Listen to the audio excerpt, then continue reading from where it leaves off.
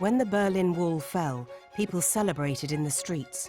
As the dark shroud which had covered Europe for more than 4 decades was finally lifted, rays of hope spread to people in other regions that a new era of peace was possible.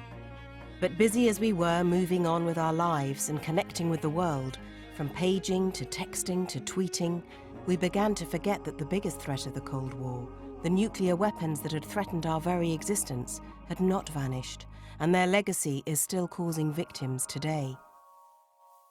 Since their invention in 1945, nuclear weapons have twice been detonated over cities. In a few minutes, bright flashes enveloped the cities of Hiroshima and Nagasaki, marking the beginning of the nuclear era.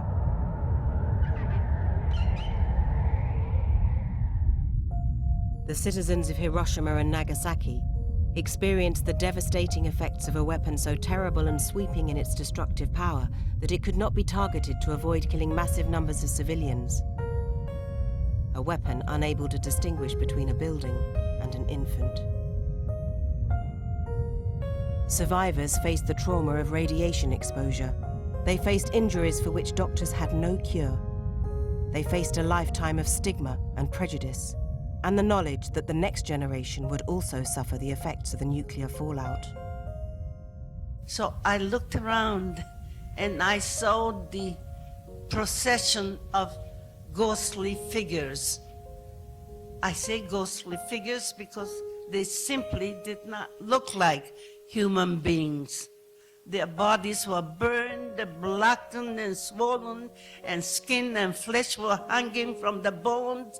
Hair was standing up towards the sky, and some people were carrying their eyeballs in their hands. In Kazakhstan, nuclear weapons continued to be detonated until 1989. The blast left a dark legacy of cancer and birth defects. My mother died of stomach cancer. She was severely disabled. We realized the reason much later because my mother had 2 children before me who did not live up to 1 year, dying one after the other.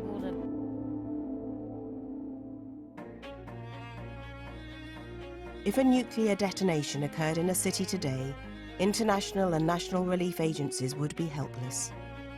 The International Committee of the Red Cross has said that no appropriate response could be put in place by any state or humanitarian organization. Neither the Red Cross and Red Crescent movement worldwide nor any international agency has currently the capacity to provide adequate assistance to the victims of the use of nuclear weapons.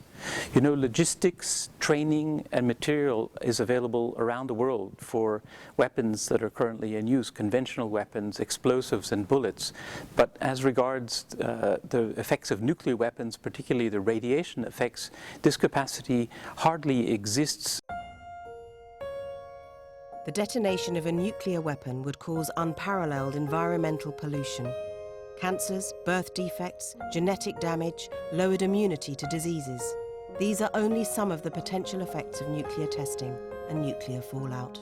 What makes catastrophic nuclear accidents truly monstrous is that the impacts cannot be cleaned or erased.